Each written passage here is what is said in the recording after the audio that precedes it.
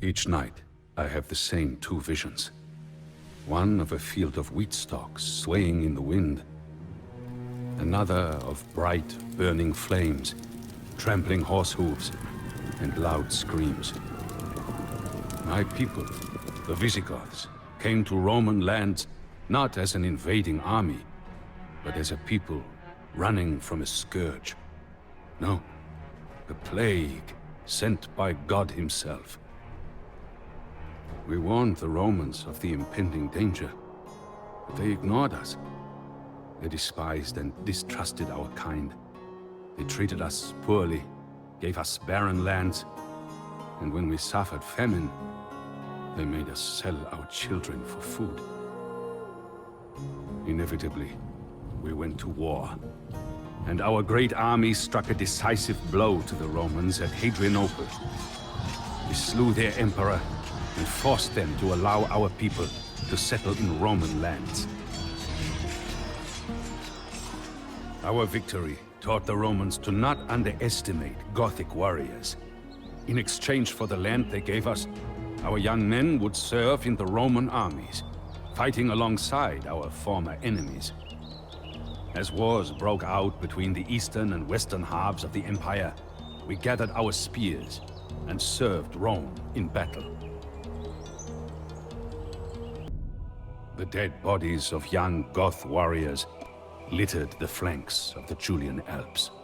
For all the blood we shed, the Romans did not give us even a crumb of gratitude. A Gothic commander in the Roman army encouraged us to desert and go back to our people. Hardship is upon your families, wives and children, and your people need your help now more than ever, he said.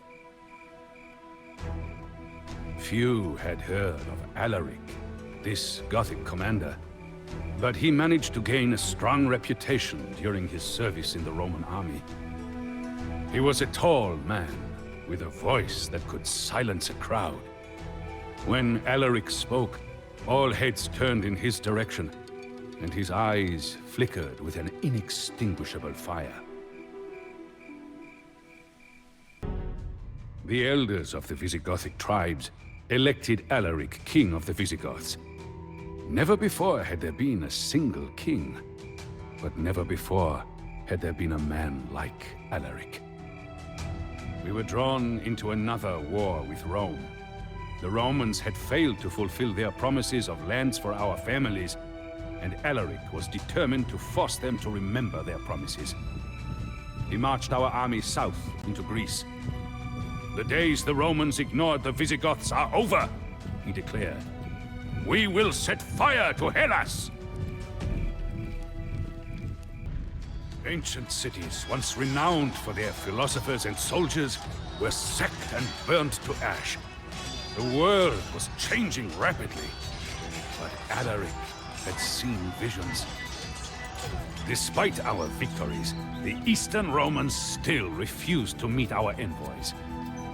Instead, we turned west. The half-Vandal general Stilicho was the driving power behind the Western Roman Empire. He knew Alaric from when our king served the Romans. We hoped Stilicho would be more willing to negotiate. Rumors spread that Stilicho was ready to make a deal with Alaric. Our hopes were raised.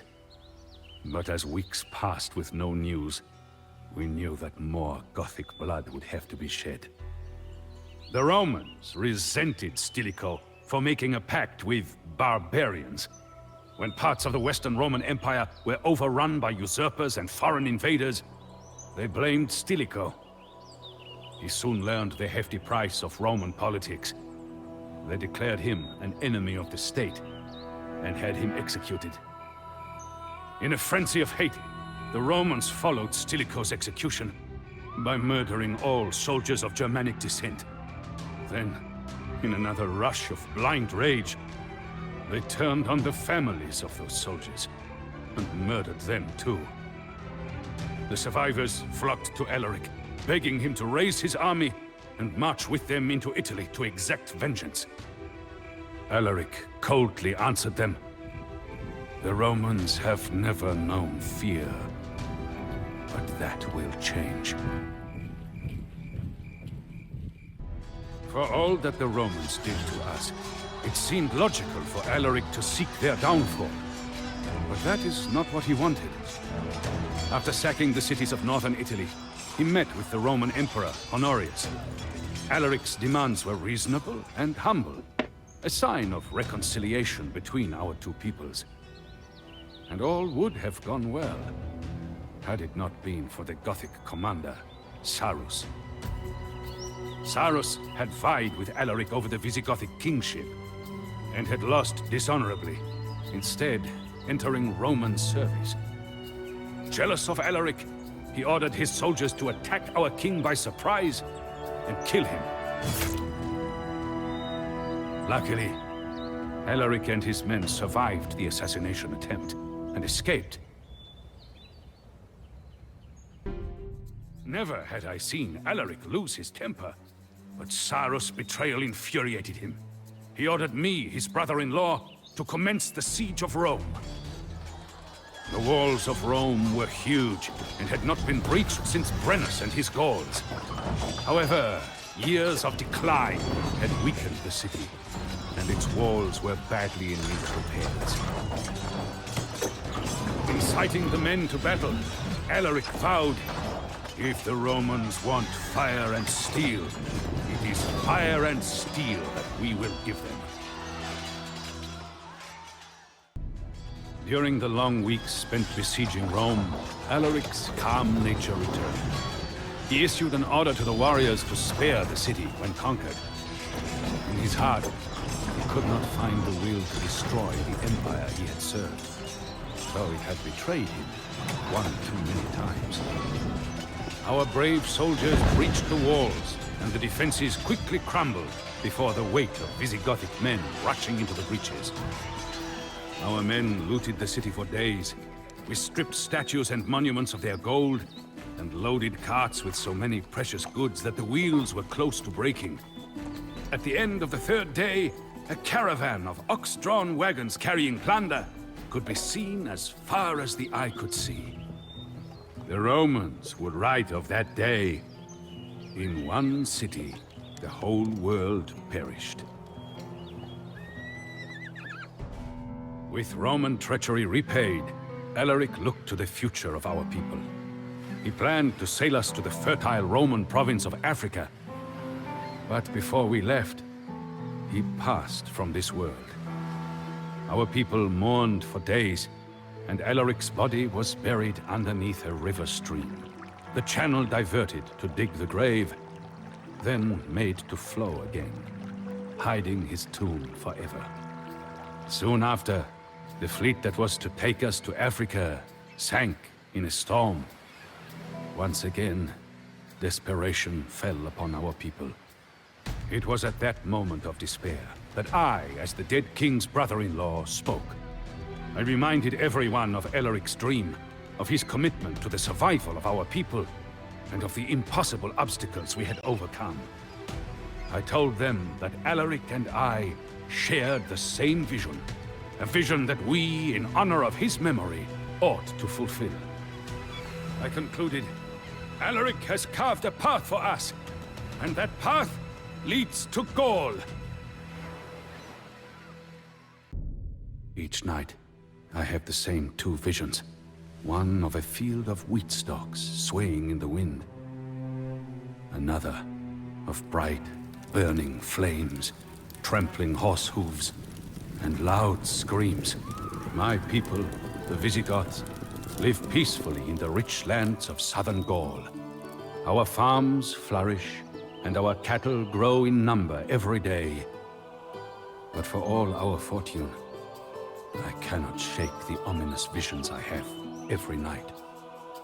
Like Alaric, I have seen the future. The Huns are coming, and they will stop at nothing.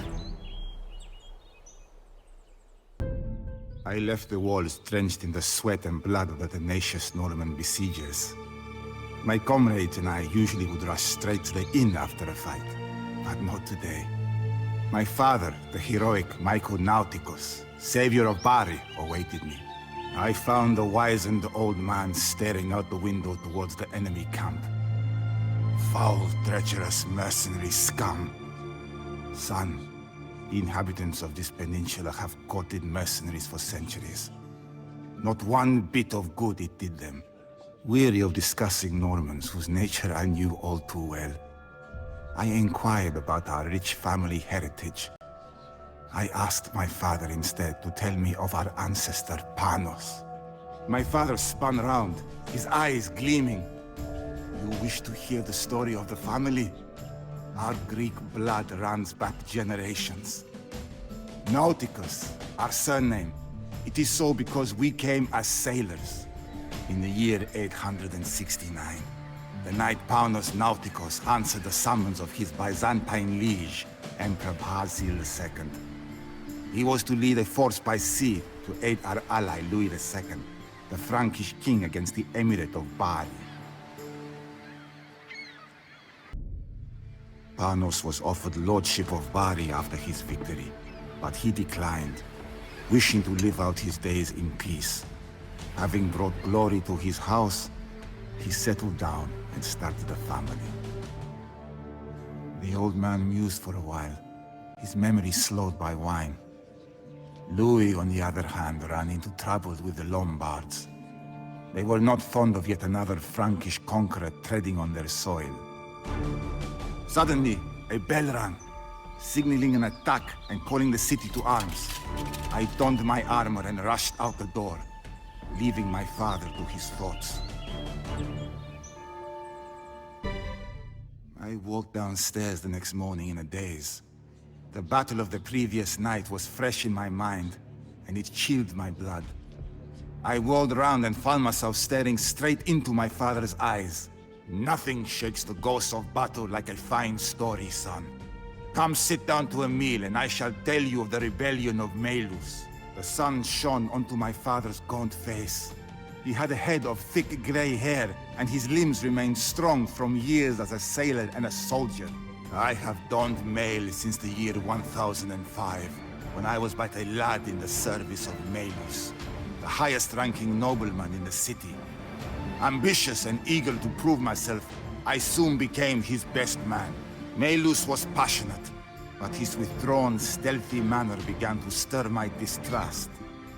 When he invited all manner of mercenary troops into our beautiful city, I began to fear the worst. My father stood up to tend the fire. 1011. It had been 2 years since I had stood in the courtyard of Melius's castle in Bari. With the rebel garrison defeated, Bari was once again in Byzantine hands. Unsurprisingly, the local Katapan, or Lord, asked me to remain at the head of the force that I had recruited. Most of Melius's family was captured and imprisoned, but Melius and his brother, Datus, were still at large in the countryside. The rebellion was far from over. I left the walls drenched in the sweat and blood of the tenacious Norman besiegers. My comrades and I usually would rush straight to the inn after a fight, but not today. My father, the heroic Michael Nauticus, savior of Bari, awaited me. I found the wizened old man staring out the window towards the enemy camp. Foul, treacherous, mercenary scum. Son, the inhabitants of this peninsula have courted mercenaries for centuries. Not one bit of good it did them. Weary of discussing Normans whose nature I knew all too well, I inquired about our rich family heritage. I asked my father instead to tell me of our ancestor Panos. My father spun round, his eyes gleaming. You wish to hear the story of the family? Our Greek blood runs back generations. Nauticus, our surname. It is so because we came as sailors. In the year 869, the night Panos Nauticus answered the summons of his Byzantine liege, Emperor Basil II. He was to lead a force by sea to aid our ally Louis II, the Frankish king, against the Emirate of Bari. Panos was offered lordship of Bari after his victory, but he declined, wishing to live out his days in peace. Having brought glory to his house, he settled down and started a family. The old man mused for a while, his memory slowed by wine.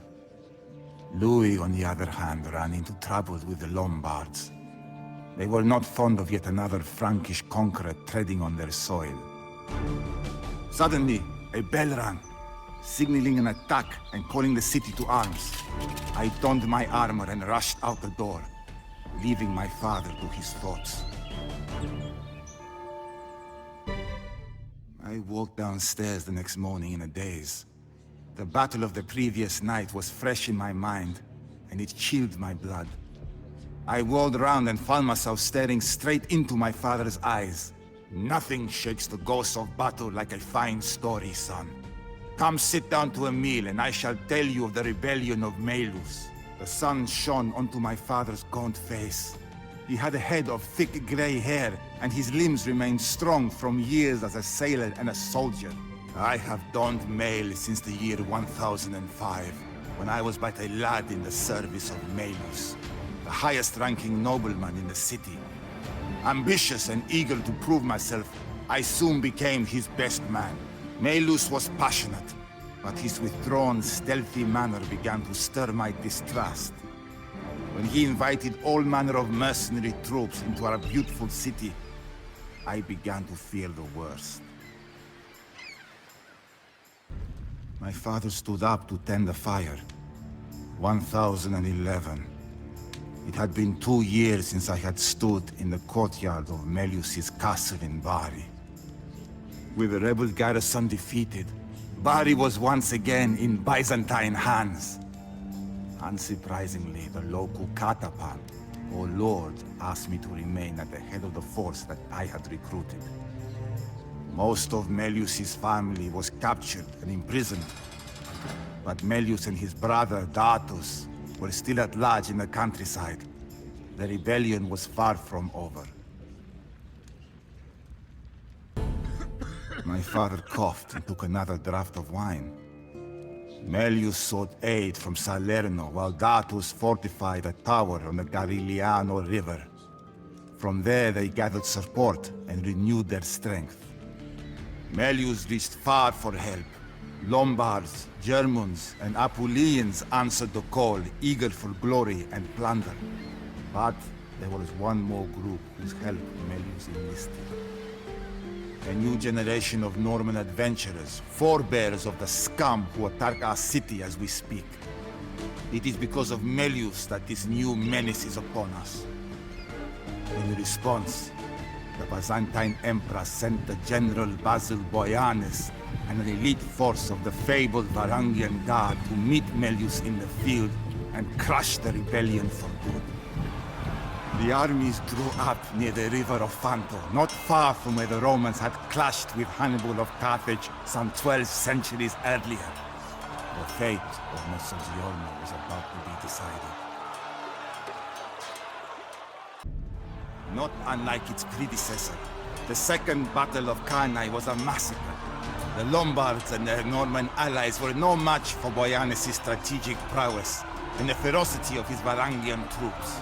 Melius fled the field and sought refuge with the Pope, which sent him to the court of the Holy Roman Emperor. He gradually poisoned the minds of several influential courtiers, and eventually the Emperor himself. Melius died in exile, but the effects of his political machinations were soon to be felt throughout Italy.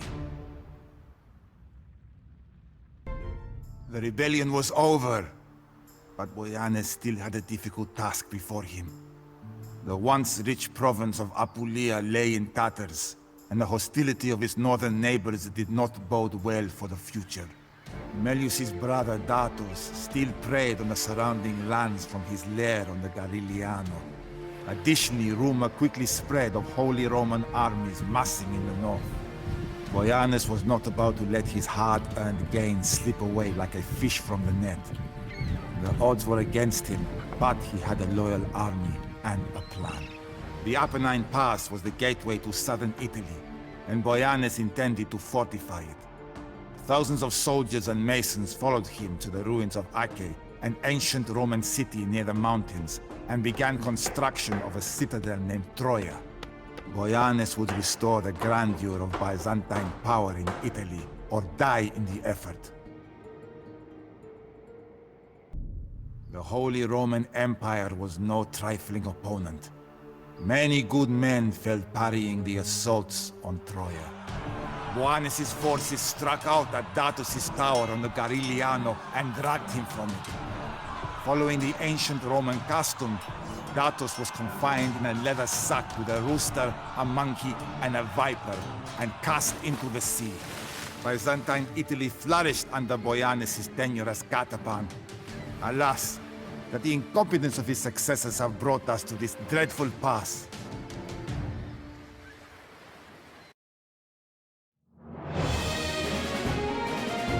Now, let's see what the next level gets us. Young men seek renown on the battlefield, thinking war a noble affair. Little do they know that their quarries are in vain. There is nothing but chaos, the screams of dying men, and the stench of death. I long for peace and cheer. I can hardly remember the sound of music in the streets, and the noises of a bustling city on market day. They have been replaced by the din of battle, the whistling of rocks hurled by Norman catapults, and the solemn evening tales in the taverns told by those who cannot forget the carnage of each day. My father approached, holding a sword and his old helm, breastplate, folds, and greaves. They are yours now. For 200 years, our family has proudly served this city. But today, you must leave this place. I am too old for the journey. But if you live, my death will not be in vain. Someday you will tell your son this story with the same pride as I have. Fight well today, escape, and secure yourself that future. Young men seek renown on the battlefield, thinking war a noble affair. Little do they know that their quarries are in vain. There is nothing but chaos, the screams of dying men, and the stench of death. I long for peace and cheer. I can hardly remember the sound of music in the streets, and the noises of a bustling city on market day. They have been replaced by the din of battle, the whistling of rocks hurled by Norman catapults, and the solemn evening tales in the taverns told by those who cannot forget the carnage of each day. My father approached, holding a sword and his old helm, breastplate, folds, and greaves. They are yours now. For 200 years, our family has proudly served this city. But today, you must leave this place. I am too old for the journey. But if you live, my death will not be in vain. Someday you will tell your son this story with the same pride as I have. Fight well today, escape, and secure yourself that future. The morning sun shone on the shores of the Aegean. I was speaking to a miller when I heard shouts from the harbor. Racing to the docks, I recognized several Barians disembarking from a battered vessel. The tidings were grim. Bari was in Norman hands, and my father had fallen valiantly along with it. I thought of his parting words, but I doubt that I will ever don his armaments again. Like my ancestor Panos, I have seen enough battle for 10 lifetimes. I think I shall travel the Empire, from Thessaly to Anatolia, seeking work as I go. With all luck, I will earn enough wealth to buy a house in the countryside, and raise miles of vineyards on the hillside. Perhaps one day, when I recount the tale of my family to my children and grandchildren, I will be able to conclude it with how we have found peace at last. Long ago, a great and wise sage climbed the holy peak of Mount Abu. He sought the favor of the gods to protect the people of the earth, but he was descended upon by Rakshas, man-eating demons with flame-red eyes and fangs like steel. Though the demons neared, the sage was as immovable as the mountain itself. Though he felt the heat of the demon's breath on his bare shoulder, the sage was resolute, making the offering of fire to the gods and asking for their protection. From the flames of his offering spawned the Rajput clans, born of fire and smoke. Their heroes fought the Rakshas, but though much blood was shed, the demon menace continued to darken Mount Abu. The sage dug a new fire pit deeper into the mountain earth, and again made the offering. From this pit came Johan, weapons in his forearms. He slew the Rakshas, and from his loins came the mightiest of the Rajput clans. From this clan came my king. I am Chand Bardai, poet of the Raja's court. I will tell you the story of a great king. But this story, much like life itself, must start from the beginning. My king, Prithviraj, was not always a great Raja. Once he was a young king of Ajmer, challenged by his own cousin for rule of the Chauhan clan. In those days, the Rajput clans raided and warred with one another. They were Kshatriya, warriors from birth. A young Rajput like Prithviraj was headstrong and brave, but to be a wise king would take more than courage. From his minister Kaimbasa, Prithviraj learned wisdom and how to rule, but the spirit of the Kshatriya would never leave him. My Raja longed for new victories and lands to conquer. Rajasthan is a harsh land, a desolate desert snaked by the winding fingers of the Ganga river. The Rajput clans who rule here are as tough as the desert soil and as passionate and unpredictable as the river's flow. The name Rajasthan means the land of the kings. And from this land come India's greatest warriors and Rajas. A king named Jayachandra ruled the strongest of the clans. His experience and might was surpassed only by his bitter anger and ambition. He sought to rule all of Rajasthan. In keeping with the ancient traditions, Jayachandra ordered a ritual signifying his authority. A mare was released into Rajasthan and pursued by the king's warriors. Wherever the horse went, the ruler of that land would either accept Jayachandra's authority or challenge it by fighting the warriors. As Prithviraj hunted tigers in the forest, he discovered how quickly the hunter could himself become the hunted. All of India heard tales of Prithviraj Digvijaya, his conquest of all directions. The Rajput princes submitted to him, and word of his victories spread far. Princes came from all lands to congratulate the young Raja. But far greater than any princely gift was the love of a princess. In Kannauj, in the very court of his rival Jayachandra, Prithviraj caught the eye of Sanyugita, a headstrong Rajput princess with bewitching beauty. The young king fell in love with Jayachandra's own daughter.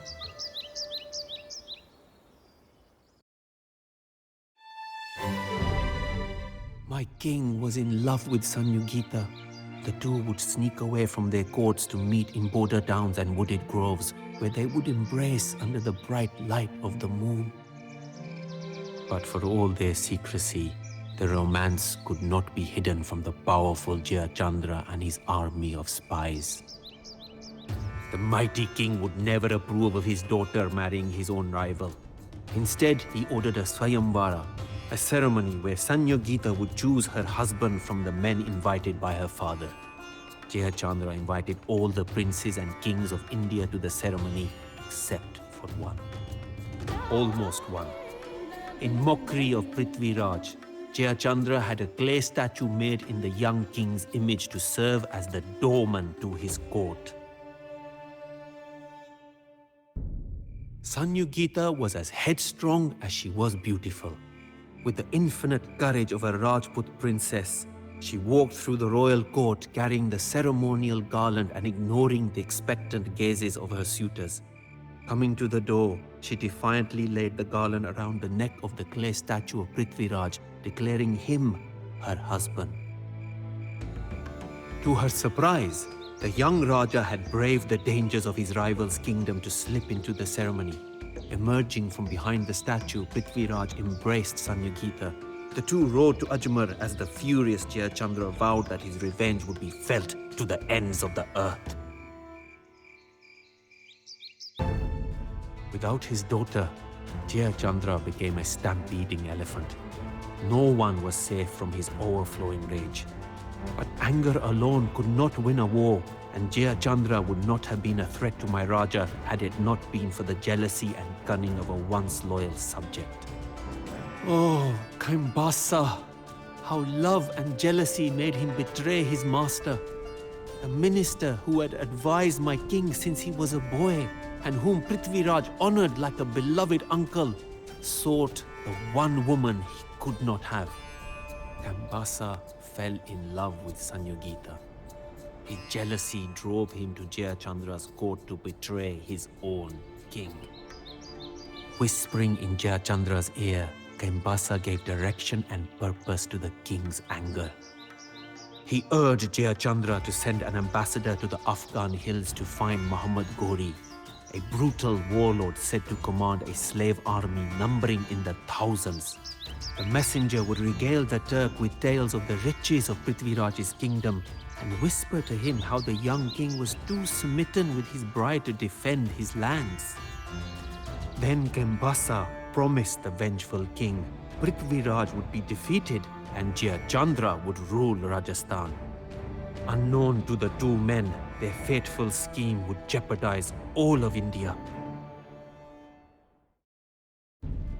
Thousands of Turkish horsemen, the slave soldiers of a savage warlord, descended from the Afghan hills to the plain at Darain. Great clouds of dust rose in their wake, obstructing the vision of the Rajput Kshatriya. The Turkish cavalry unleashed a shower of arrows on the Rajputs. The Indian warriors, facing an enemy they could not see, could only weather the blows against them. With the battle hanging in the balance, Govind Rai, brother of my king, rode alone into the dusty fray, challenging the Turkish warlord to single combat. He struck Muhammad Ghori from his horse and wounded him. The warlord's slaves encircled their master and carried him off the field as the Turkish trumpets beleaguered a retreat.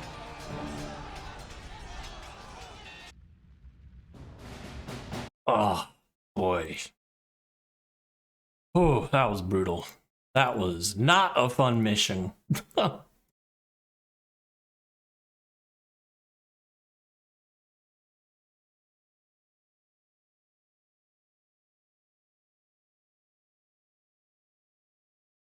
Not a fun mission.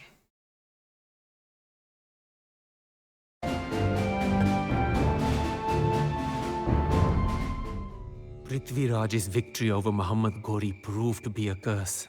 Believing that the Turk would not return, my Raja took to revelry and the company of Sanyogita, leaving the defenses to rot. It is here that I, Chand Bardai, enter the story and make my mark on my king's legend. I warned my Raja that nothing would stop the Turk. The warlord had come down from the barren Afghan mountains to gaze upon the wealth of India and would return with a larger army. My Raja was wise and he listened to me. He sent messengers to the other Rajput princes, calling them to war, but few listened. Laughing, the princes told the messengers that surely the Turks would not return so soon after being blooded by Rajput Kshatriya. The princes of Rajasthan sent only token forces to aid my Raja's defense. As my king marched once again to war, I feared that he would not return. I began to write this tale and shared it with the other poets. Even if my king did not survive the battle, his legend would live on throughout all of India. I would make sure of it. Prithviraj's victory over Muhammad Ghori proved to be a curse. Believing that the Turk would not return, my Raja took to revelry and the company of Sanyogita, leaving the defenses to rot. It is here that I, Chand Bardai, enter the story and make my mark on my king's legend. I warned my Raja that nothing would stop the Turk. The warlord had come down from the barren Afghan mountains to gaze upon the wealth of India and would return with a larger army. My Raja was wise and he listened to me. He sent messengers to the other Rajput princes, calling them to war, but few listened. Laughing, the princes told the messengers that surely the Turks would not return so soon after being blooded by Rajput Kshatriya. The princes of Rajasthan sent only token forces to aid my Raja's defense. As my king marched once again to war, I feared that he would not return. I began to write this tale and shared it with the other poets. Even if my king did not survive the battle, his legend would live on throughout all of India. I would make sure of it. Prithviraj's heroism could not overcome his delay. He was defeated and taken to the Turkish warlord's castle in the Afghan mountains. There, my king was cruelly blinded and imprisoned. I followed my Raja in his captivity. When I came to the Turkish court, I regaled the warlord with the same tales and feats that I have told you. Surely I persuaded him. A generous warlord would treat such a heroic Raja as a companion and vassal, not as a prisoner condemned to a sullen dungeon. But Muhammad's heart was cruel, and though he brought my Raja from his prison, he mocked Prithviraj for his blindness. In ridicule, he threw a bow and a single arrow at my Raja's feet and dared him to strike at him. Prithviraj drew the bow. Though he could not see, the sound of the Turks' sneering laughter made his aim true. He released the arrow, striking Muhammad Ghori. The guards fell upon Prithviraj and slew him. In Ajmer, Sanyogita was stricken with grief. So strong was her love that she could not bear to live another day without her Prithviraj. In honor of her husband and defiant to the end, she took her life by throwing herself into a fire. Thus, my story ends where it began, with a legend born of fire. So, you want to know about Sforza? I will tell you about Francesco Sforza. Sforza was like me. We were condottieri, contractmen. When the Italian princes were too rich or too cowardly to get their hands dirty, they paid us. We fought because they paid us to fight. We stole because they paid us to steal. And when they did not pay, we made sure someone did. We sold ourselves to the highest bidder, and if another prince came with a bigger purse, we did not hesitate to change sides. Honor was cheaper than silver. But for Sforza, Sforza was different. He was in it for his own glory. That is why he took the Visconti contract. He wanted to make a name for himself, to be more than the bastard son of a dead mercenary. He needed a patron, an ambitious prince with many enemies and more gold than friends. Filippo Visconti, the Duke of Milan, was the obvious choice. Visconti had all the ambitions of Caesar, but none of the courage. He was craven and paranoid, but at least he paid. Well, most of the time.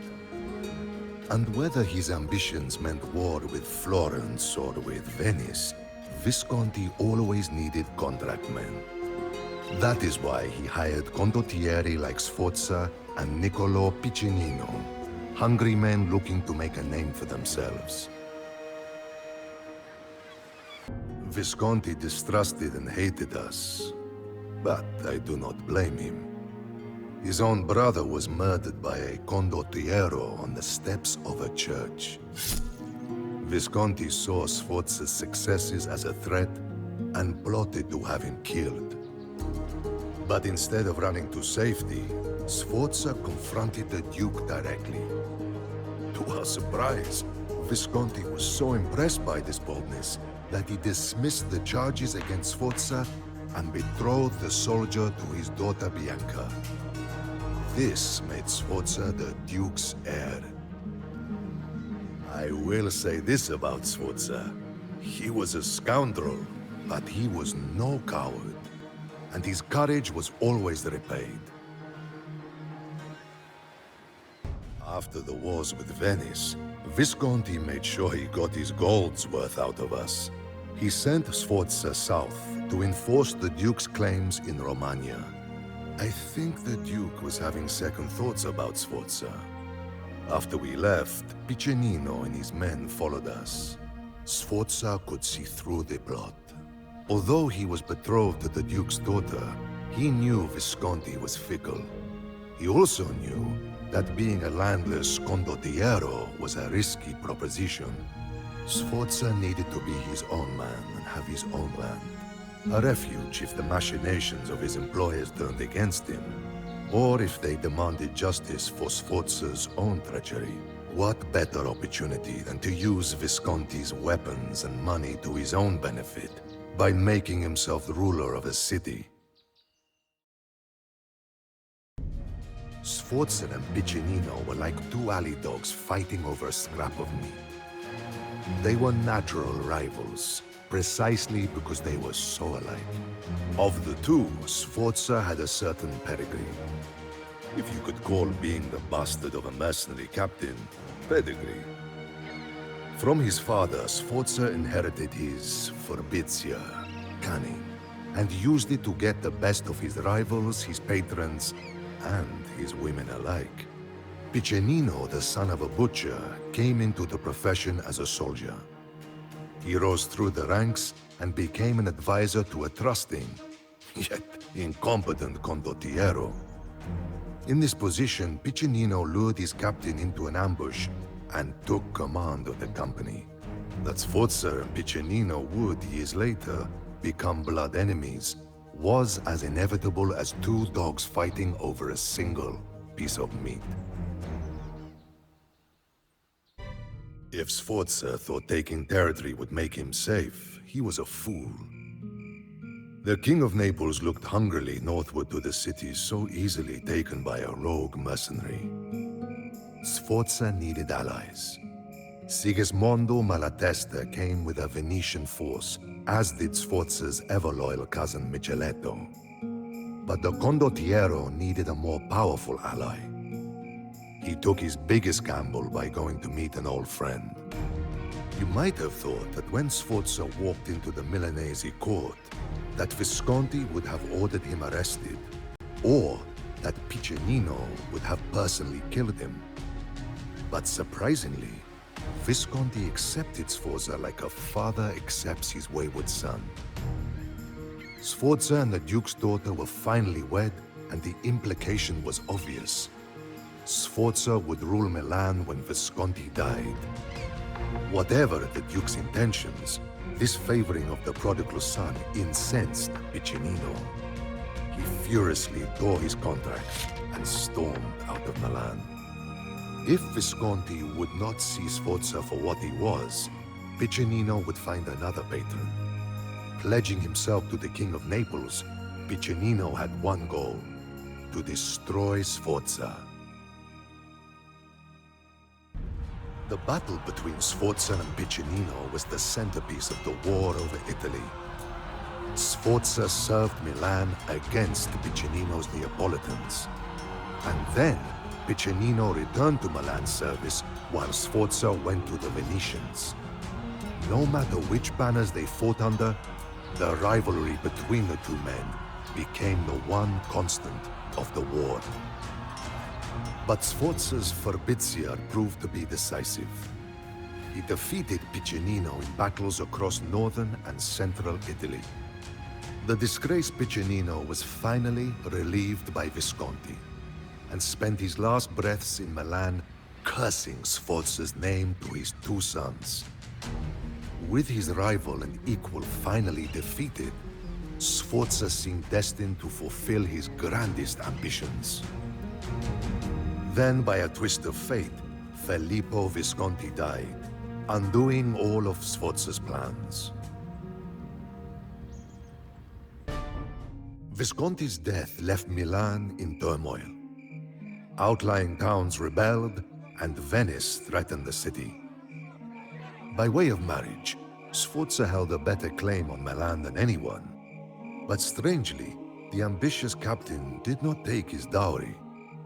He allowed the lawyers and professors of Milan to fashion a republic with all the trappings and corruption of the old Roman one. They called it the Golden Ambrosian Republic, after Saint Ambrose.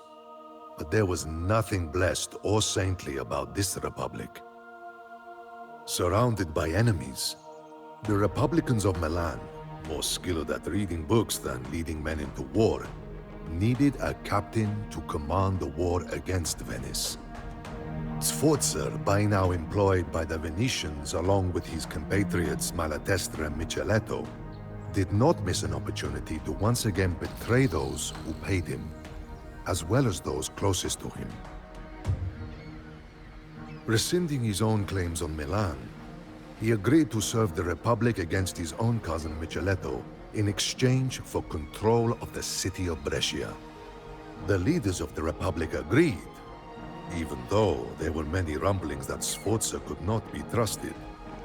After all, for a piece of land, he was now marching against his own blood. Though Milan grew stronger with Sforza's victories, the Republicans came to fear and hate him. They saw Sforza as a Caesar intending to topple their new republic.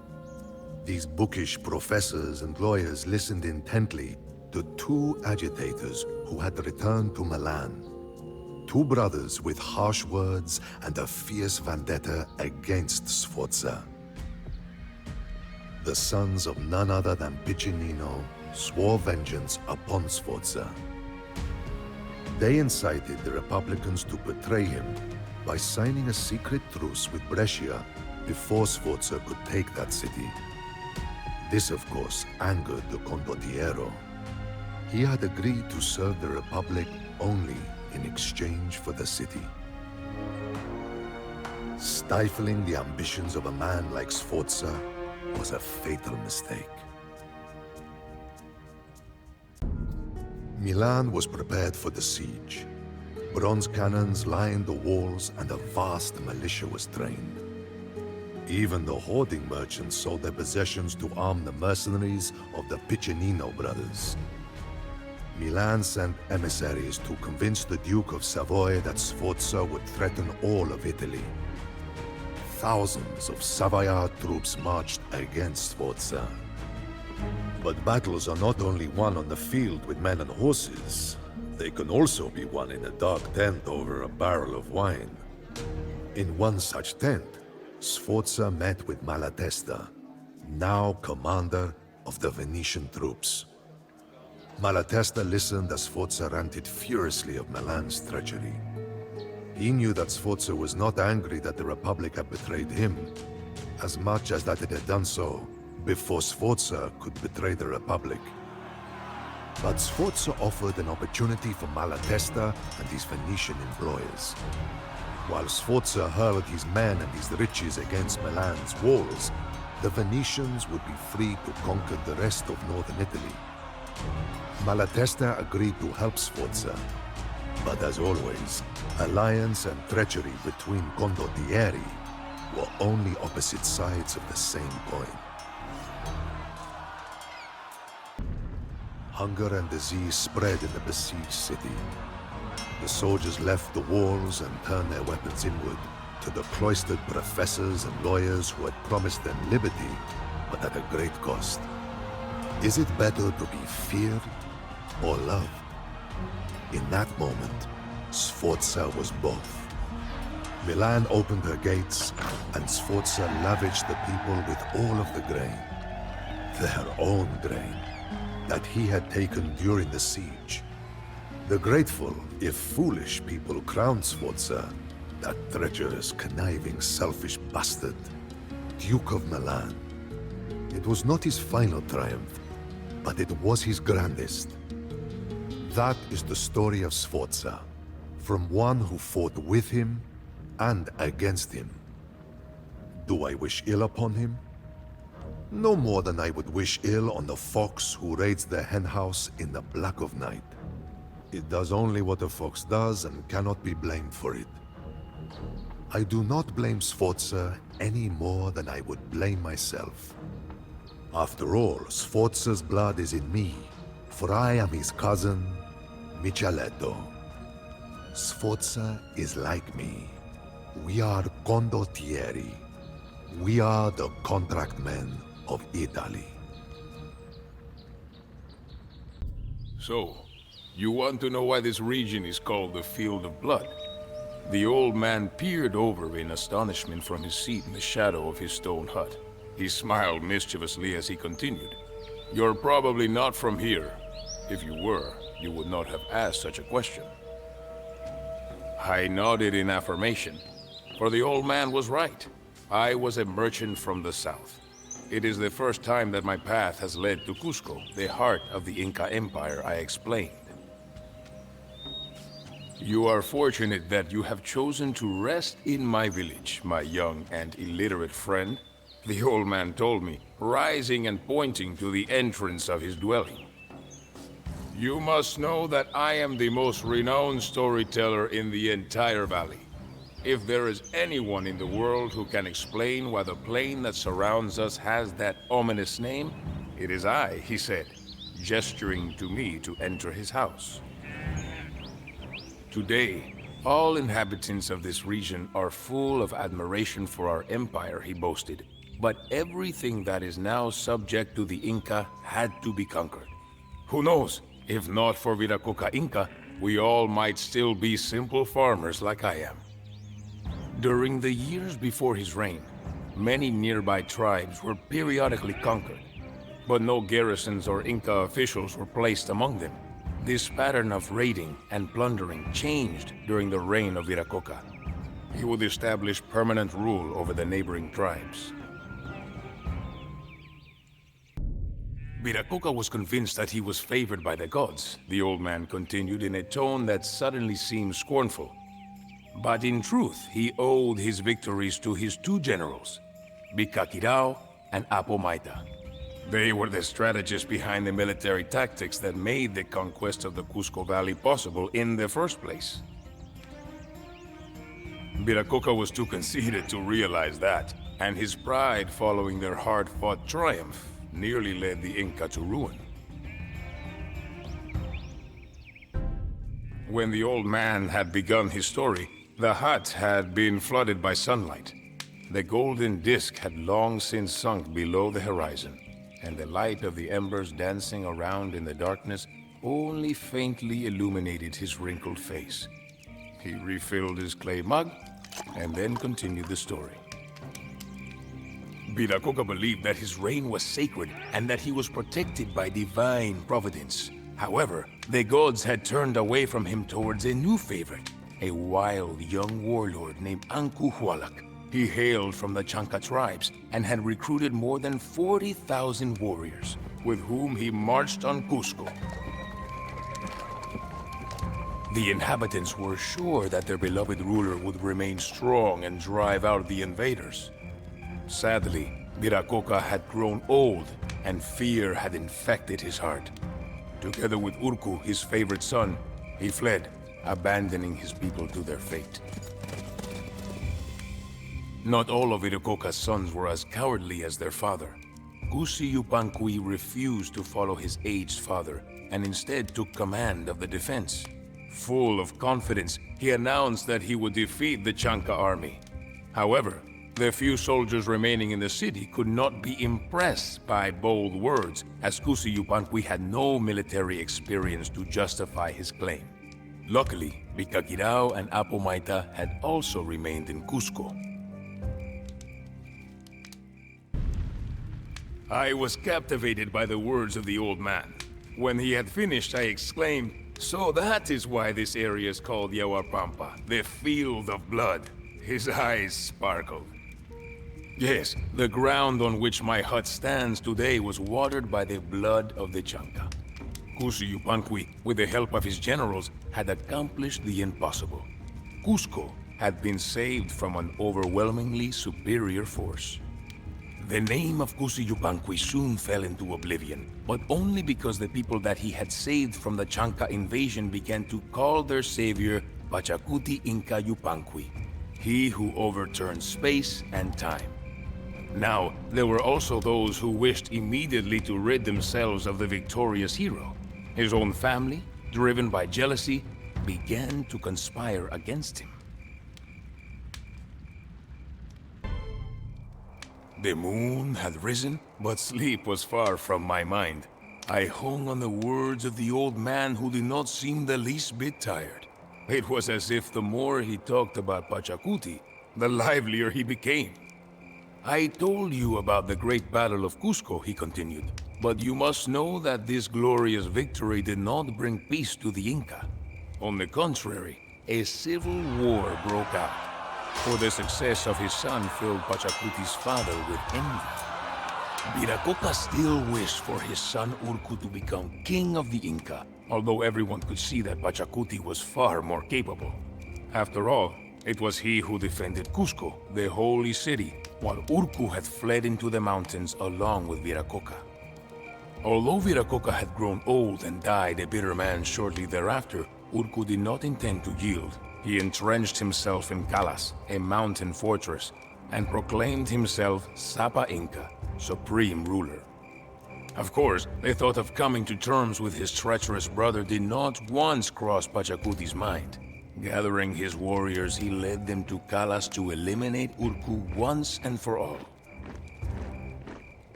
The old man sneered as he described the end of Urcu, who was slain in battle.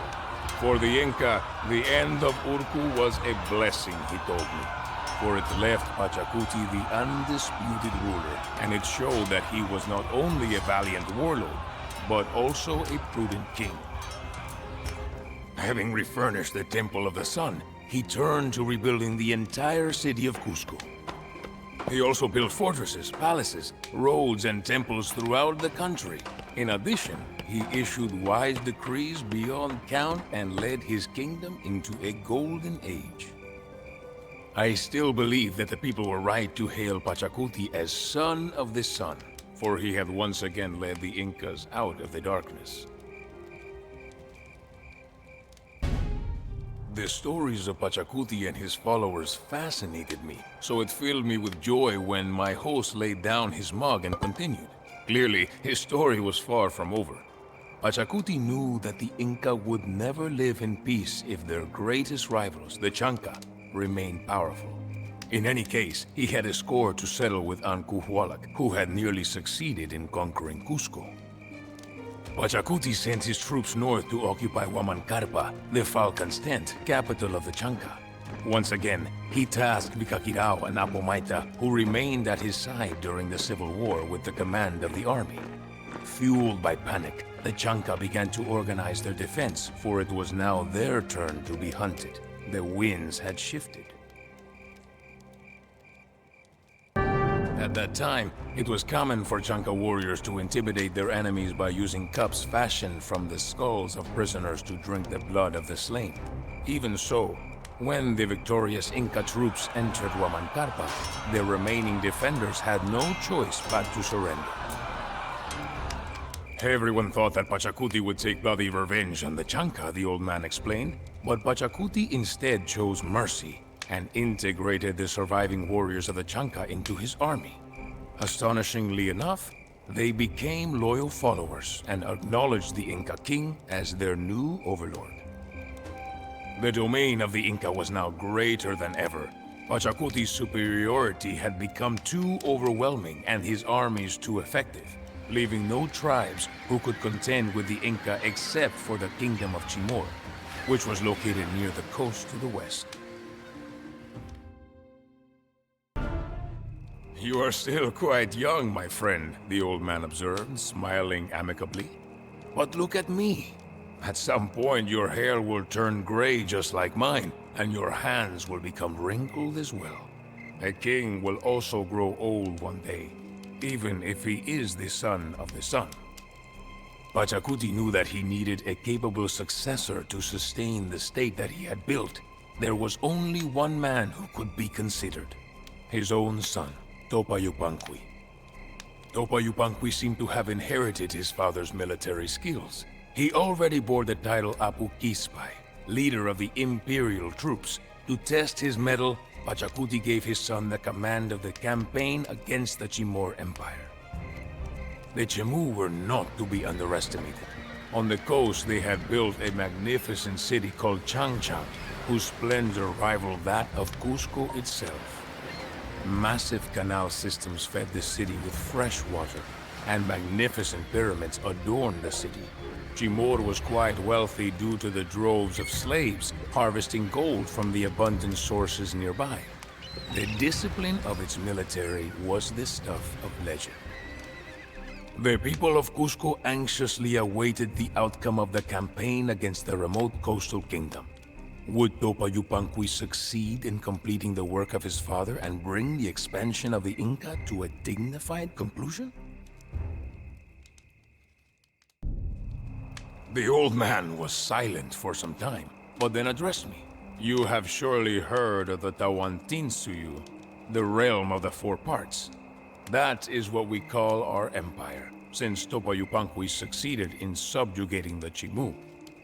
The lands to the north, south, east, and west had finally been conquered, and the Inca now dominated the entire region, mountain and valley. Knowing that his son was of equal wisdom and virtue, Pachacuti could die without regret. Now, you know the entire story. The story of the Inca. I hesitated for a moment before asking the old man, "You have told me much indeed, but what was the fate of the two generals, Bikakirao and Apomaita? Surely their story does not end there." The old man beamed at me and laughed before giving his answer. Well, Bikakirao gave his life in battle and died the most honorable death imaginable. Apomaita was not quite as favored by fortune, however.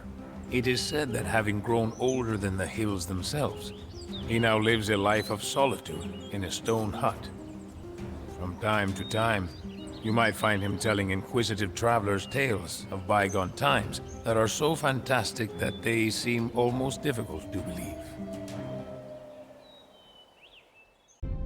We could not make camp in the damp forest glade, so I led my companions along an old path towards the base of the mountain.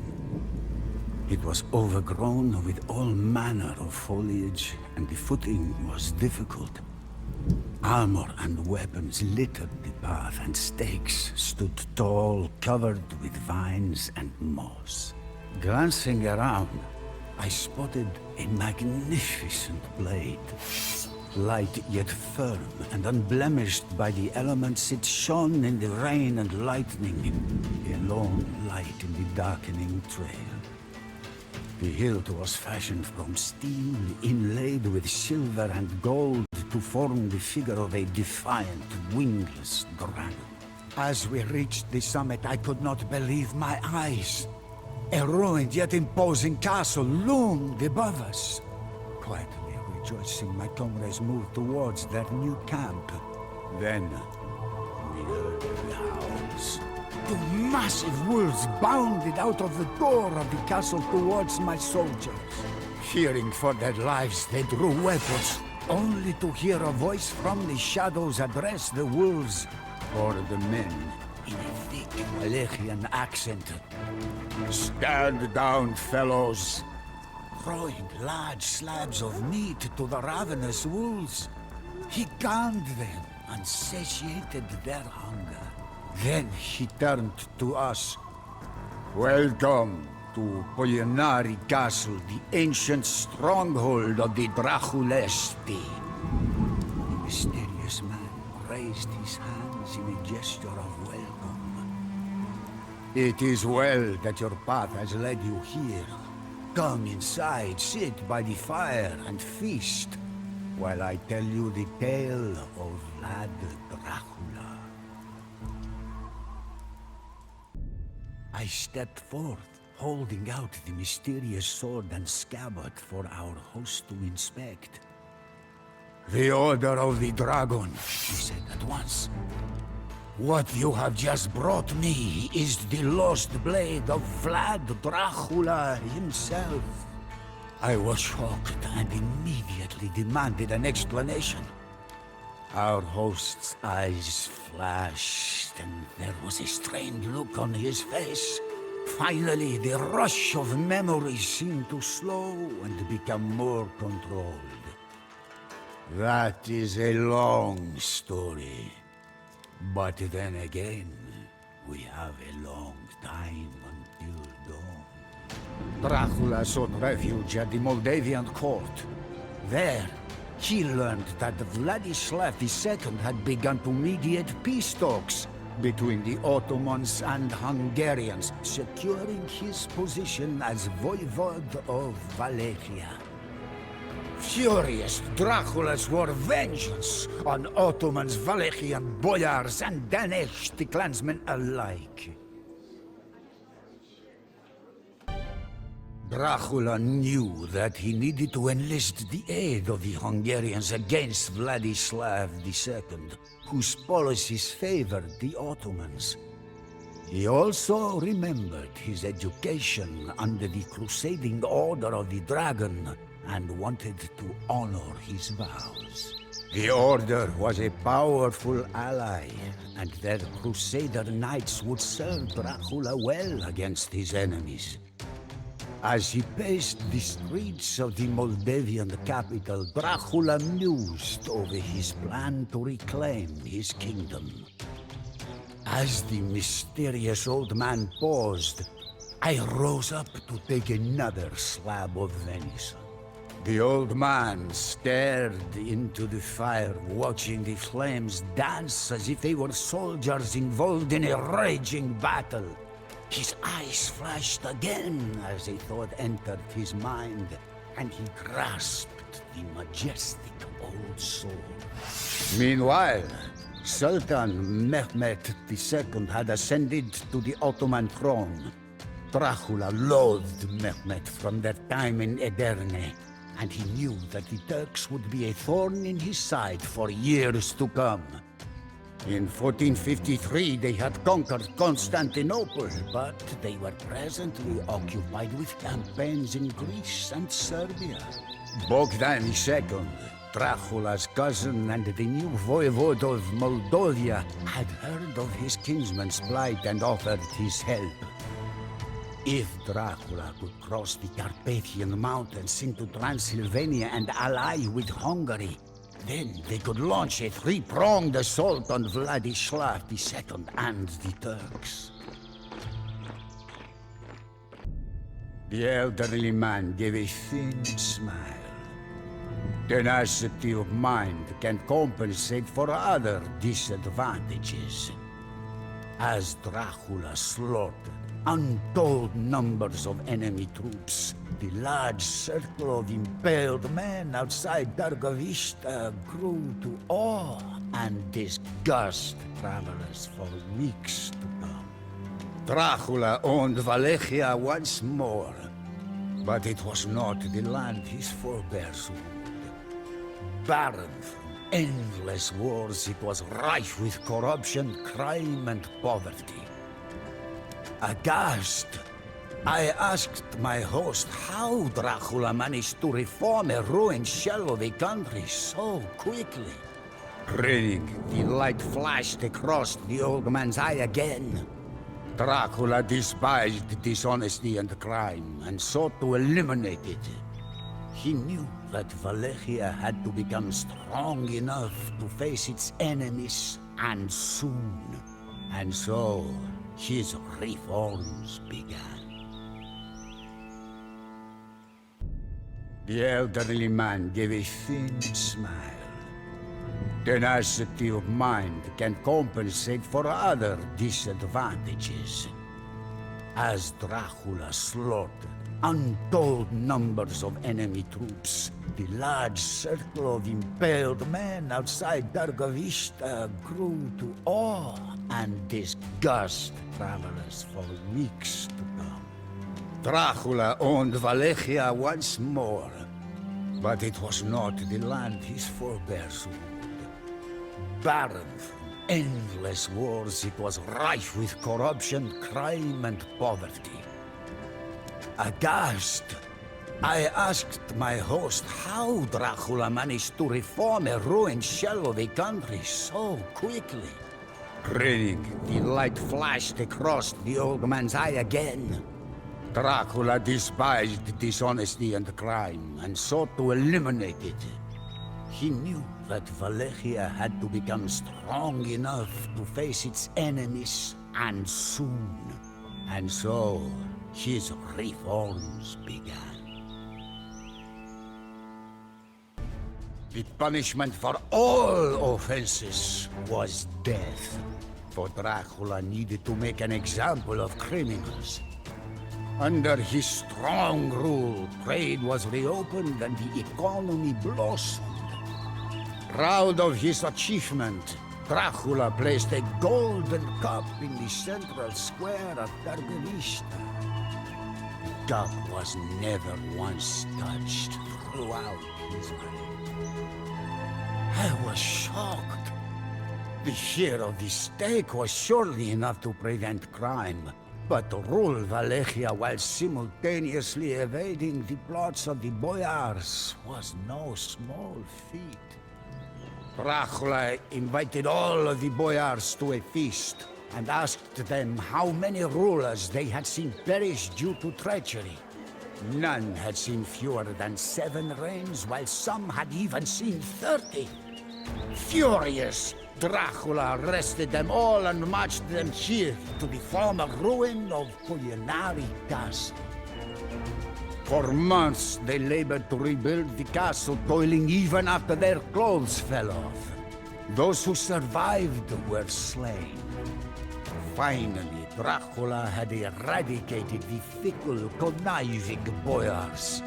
He replaced them with loyal followers, be they knights or common peasants. Strong again, the dragon was ready to breathe a flame that would engulf his enemies, the Turks. This wise man, whomever he was certainly no commoner. I wondered aloud if perhaps he had fought in the wars of which he spoke. My question was answered with a grin and a nod. I was awed. To encounter a soldier who has survived those years of turmoil and bloody warfare was rare. We sacked Giorgio, Darstor, Novoselo, Tridopoiron, and many more towns, he muttered, revealing the scars on his arms. Our strikes were swifter than bolts of lightning. Yes, we have peace now, but I have never found it.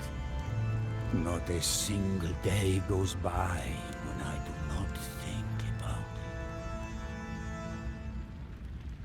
it. Dracula never breathed a word of it, but many began to think that his time at the Ottoman court had stoked his hatred for his southern neighbor. For years, he had brooded over his brother, Radu, who had treacherously pledged himself to the Turks. Dracula also had his vows to the Order of the Dragon to consider. The Pope and the Hungarian regent both desired war with the Turks. In the year 1462, Sultan Mehmet II renewed his efforts and sent a force of 18,000 into Wallachia. Thinking that Dracula would be unable to mobilize his army quickly enough, the Sultan sought to take Wallachia by storm with this small force. He was, of course, sadly mistaken. I had heard whispers of the Danube butchering, but never a first-hand account. Dracula's enduring ability to overcome the most fearsome force of his time mesmerized me. Dracula had a thirst for blood unlike any other. but he was fair. His sense of justice brought a change in all of us. Dracula taught us to use our strengths to our advantage. Terror, speed, and surprise became weapons more potent than our blades. Unfortunately, this was where my lord and I were separated. The Turks entered the castle courtyard at Poyanari with murder on their minds and ransacked the fortress that we had fought so hard to defend. Taking refuge in a secret tunnel, I watched Dracula's boat float downstream. The stone bastions of Poyanari never caught flame, so I was spared. As if God was with us, an avalanche struck the departing Turkish army and blocked the route to the castle. Although this evidence of divine retribution stirred our host, I figured it was caused by the enemy camp. I was not eased by the change in the mood of our host. The calls of wolves and the bats filled the air as we feasted. It seemed that the old man was lost in ruminations of times long gone by. Finally, the ancient warrior resumed his tale. It was a long 12 years. I was alone, waiting here for signs of Dracula's return. But all I ever saw were Turkish marauders ravaging the countryside of this once beautiful land and tormenting the people. One thing kept me from despair. The last words I had heard from my lord, that he would return in the end. I repeated these words to myself every day and promised myself that he would succeed. It was a fool's hope, but it was the best that I had. So I endured. Dracula had preserved enough food and water in the castle to last an entire army several years. I had begun to think that he would never return. But rumor among the locals told me differently. When I overheard the same as I spied on Turkish patrols, I became more confident. I shuddered at the sight of the land that he would return to. One day, I awoke to the thundering of hooves and the frenzied war cries of soldiers pouring down from the Carpathians. It was Dracula, at the head of a Hungarian army come at last to liberate us from the yoke of the Turks and their Wallachian puppet, Basarab Leota. Dracula achieved victory at last, and the invaders fled before him. Rallying his men, he charged the enemy ranks with an unspeakable vengeance that emboldened his army. A decisive victory was near, but it was at that hour a volley of arrows whistled through the air and struck Dracula in the chest, knocking him from his horse. The Turks easily routed our leaderless forces, and our chance to drive them out vanished. The occupation resumed, and the survivors disappeared. The memory of a great man endures forever. As a token of gratitude, I invited our host to join us in a pilgrimage to the monastery at Snagaf to pay our respects to Dracula's grave. Tears running down his face, the elderly man could do naught but